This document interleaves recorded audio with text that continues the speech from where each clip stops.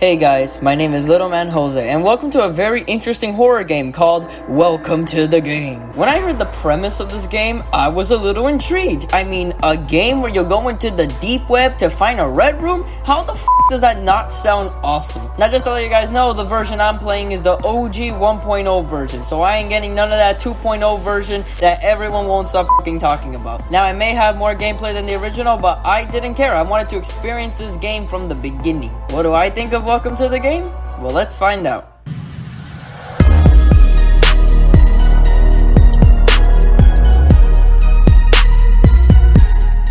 While this game doesn't necessarily have a story, for me what made this game work so well as a horror game was the creepy and disturbing websites that the deep web contains. Guys, the stories in some of these websites, hell, in the majority of the f***ing websites, are some of the most f***ed up shit you will ever read. Let me give out some examples.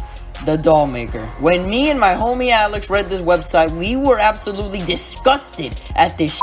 This website sells real women as sex dolls, and for some satanic reason, they thought it would be informational and fun to explain the process of making a human sex doll. I honest to God have no idea how you can come up with this shit, but they definitely did, that's for sure. Bro, the guy who's selling the dolls is a surgeon, and how he makes them into dolls is by amputating their arms and legs, taking out their teeth, and replacing it with soft silicone, makes them submit mentally into being a sex toy. It's absolutely f***ed up. I never would have thought anything like this would be possible, but I guess it is. I mostly feel bad for the poor women who get taken by the psychopath. Also, according to my homie Alex, it turns out that this f***ing website is a real thing in the deep web. So, hey, don't that just give you chills down your spine? And we also have other websites like Zero Day, a website that talks about how easy it is to get people's information through mobile phones. And they even made this thing called the Mobile Rat. It's basically a virus that can let you read people's texts, emails, phone histories, GPS locations, real hacker stuff here. The Mobile Rat infects the phone by people downloading it. The website says that people are so stupid that they will probably do that by accident. I love this website, and since my friend Alex is into coding, this website was crazy to him. And then we have some creepy websites, like a website dedicated to loving Satan, or a website dedicated to sacrificing people for this thing called the Lugaroo, which is basically Lucifer. Okay, yeah. Or a website where you can buy human meat. He even explains how to do it right. What? Look at this. Simply saw through one or both legs at the point directly below the groin and a few inches above the knee. Once skinned, these portions may then be cut into round steaks of the carver's preferred thickness or cut into fillets, deboned for roast. Wait, what the f***? Even just reading that shit made me want to vomit. There is a whole website where people can confess their sins, some being f***ed up and some being the funniest thing I've ever seen in a horror game. I got a blowjob while I was giving a presentation on Skype. I can't feel the side. Oh god, I can't feel the sides of my girlfriend's vagina because my penis is so small. I have always wanted to be kidnapped and raped. That was a f***ing 180 right there. These websites are so interesting and don't feel like just a way for you to beat the game. Every website has a story to tell, and I'm always interested to see what kind of story it is. But as for the actual ending, you know, the f***ing Red Room, well, it sucks. The Red Room itself is boring, there's no gore, and you don't even see the actual torture, it just buffers. What the f***? But overall, I love the websites and the stories in them. It makes for a pretty fun story.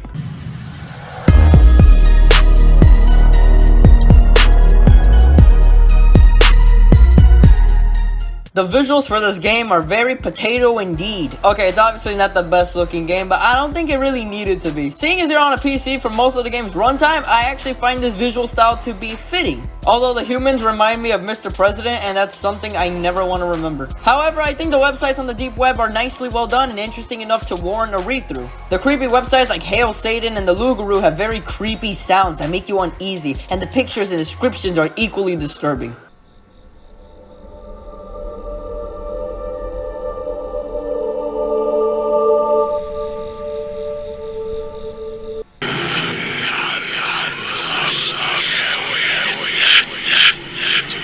And bro, don't even get me started on the creepiness that is the Doll Maker. Not only is this website completely f***ed up, but the music. Oh, Jesus Christ, my Lord, save me, because this music terrifies me. The music is a very creepy lullaby that fits the website perfectly. Just hear this.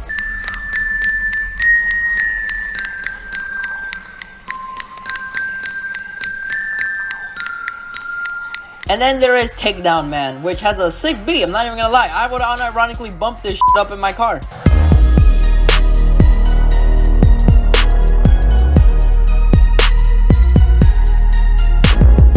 But there are also some pretty standard, normal websites like Family Drug Shop, Weed Post, The Bunker. These are websites that try to sell you something, and that's it, whether it's drugs or weapons. It may not be the most creative out there, but it is different, and I have to commend it for that. I give this one a thumbs up.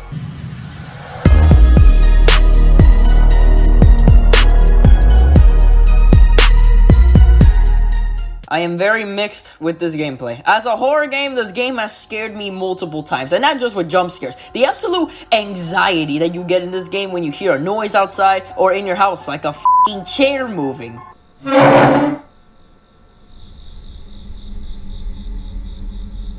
Or you see the wind blowing out the window, meaning that your window is open. Oh, that one really gets me, I'm telling you. This game is tense and always keeps you on your toes, which mixes well with the goal of the game. Your main goal is to find the red room. To find this red room, you gotta find 8 hidden keys in the websites that you find on the deep web. Some websites have them and some don't. Sometimes the ones that didn't have a key before just didn't have them because they're all randomly generated. For example, let's say Weed Post. You see, there's nothing here, I don't see no code. But then I got kidnapped and had to restart the whole game. I go back on Weed Post and then, wow, look at that on the top. A fucking code. So as you can see, nothing is predictable in this goddamn game. Every single playthrough that you do will be a different experience altogether. It makes this game a little more difficult and a little less predictable, which in my opinion, it's great for replayability and it incentivizes you to explore every corner of the deep web. Finding these keys are weird. Sometimes it's as simple as clicking one of the prompts on a website, like contact me in the doll maker website or hanging on the butcher shop. Once you do this, the code will just appear somewhere on the website, or it just downloads a text file on your PC containing the actual code. Sometimes finding a code can be as easy as looking around on the website, because websites like Family Drug Shop and Weed Post just have the code on the website without you having to press anything. But then there are some codes that took me ages to figure out, like this piece of website Takedown Man. Don't get me wrong, the beat in this website makes me want to drop it like it's hot, but finding the code here was the biggest hassle of my life. There are 162 fucking crossed out sites here, and one of them has a code. And the only way you would ever fucking know this is if you had the patience to even think of trying to click every single link and hope to God that there is actually a code. When I found it, I was pissed. Like, I was seriously pissed off. And holy shit, I hate Chosen Awake. If you played this game, you know exactly what I'm talking about. This website is a massive fucking puzzle that is random every single time that you come back to it. And there are so many goddamn options that you will be here for 7 minutes every single time, just trial and erroring your way into finally winning this puzzle. Once you win, you get a link that takes you to the deep web 2. Basically, just more websites for more codes. Yeah! And the gatekeeper. Okay, I actually kind of like this website. This website asks you 5 questions that test your knowledge on the websites that you come across in the deep web. Like, what's the cheapest place to purchase heroin? Or, on Weed Post, which one of the following products will burn your lungs? I love this game. Or, why are the first 4 letters for Legion's hash message? And the answer looks like it says MILF. Once you get all the answers right, bam, you get a code. Now you might be thinking that this game looks pretty easy. It just takes some curiosity to find the keys. Well, what's the worst that can happen, right? Well, that's where the hackers and the kidnappers come into play, fellas. You are not alone in this game. The hard part of this whole game is trying not to get hacked or kidnapped. Let's talk about hackers first. Randomly, during your deep web search for the keys, you will get hacked by either a kernel hack or a DOS hack. What the f*** are these things, you ask? Well, a DOS hack is this. Let's just say it's an arrow puzzle to get to the end. But the problem with this is that they give you a very, very, very short time limit to beat this. And sometimes these things can get so convoluted that I get confused on where the exit is in the first place. But no. You don't just go to the exit, people. You see the boxes that you can move arrows in? Well, these things need to be touched at least once in order for you to be able to exit. Because if you miss one arrow and you actually make it to the exit, bam, immediate fucking hack right there. This happened to me so many times, and I fucking hate it. I couldn't just be able to get to the end. No, that'd be too easy. I need to touch every single arrow with this green moving thing in order for me to get out. Because that's just fair, right? To the game's credit, though, I did get better at DOS hacks the more I kept playing. But still, the majority of the times I got hacked was because of this fucking arrow puzzle. The other hack, the kernel hack, is way easier. Just type what you see in the boxes, and that's it. Since I basically grew up typing on a keyboard, this was easy as for me, no problems. I just hate how long it takes sometimes because look at how much they give you as you keep playing. It just gets tedious after a while, and I actually kind of prefer DOS because at least with DOS, this shit will last 30 seconds tops whether you win or you lose. Now what happens when you actually do get hacked? Well, not only do you lose days, yes, literal days, but you also have a chance of losing every note that you made, including your codes. When this happens to me, I lose it. I literally lose it. Now what happens when you lose days? Well, it turns out that the red room is only available for 30 days. If you don't make it before the 30 days are up, you lose. Well, game, thanks a lot. But there are instances where I actually like the hacking. Remember the Gatekeeper website that I was talking about? Well, if you get a question wrong, a hack attempt happens. I like this because it punishes you for getting the question wrong and it incentivizes you to figure out the actual answer by searching the websites. It's the only time in the whole game where I actually tolerate the hacking and it makes me feel good for getting the questions right. And now we got the kidnappers. Oh, wow, the fucking kidnappers. This Russian guy right here, he'll kidnap you if you're not careful. How do you know if a kidnapper's around your house? Well, it's all sound-based. Yes, my friends, we have another FNAF 4 game here where you have to wear headphones to even hear the slight little noises around your fucking house to make sure you don't get kidnapped. If you think a kidnapper is near your house, you just turn off the lights and wait.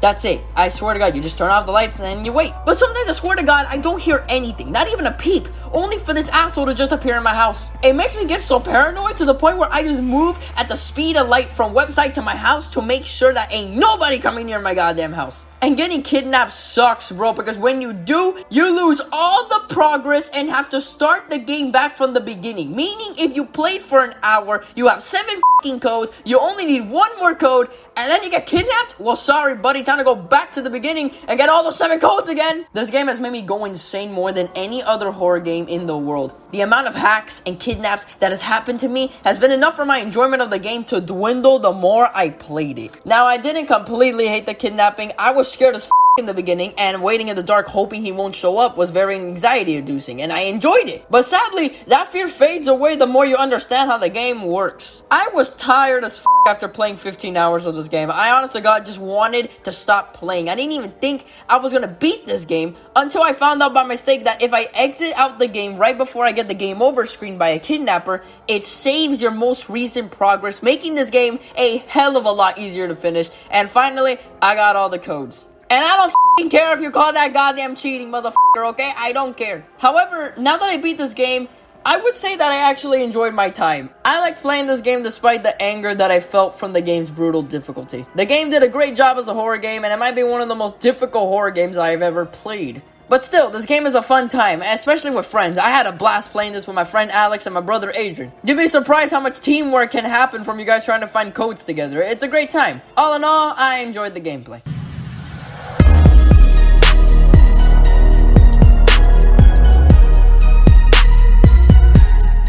Welcome to the Game is a really interesting video game. It's fucking brutally difficult at times. The randomly generated websites and codes make every time you play something completely different. The kidnappers and hackers add tension to the game that make it scary. Perfect for a horror game. I honestly liked this game, but I was definitely burned out from all the deaths that I've had, and the fact that it erases your data when you die, I just think it makes the game a little too difficult for my liking. But it's not a bad game by any means. I think it's nicely designed for an indie game and obviously has love put into it. Hell, the fact that they even made a 2.0 version shows that they were dedicated to making this game better with every update, and they even made a sequel, which maybe I might check out. I don't know. With all these things, I will give this game an 8 out of 10. Not bad for an indie horror game.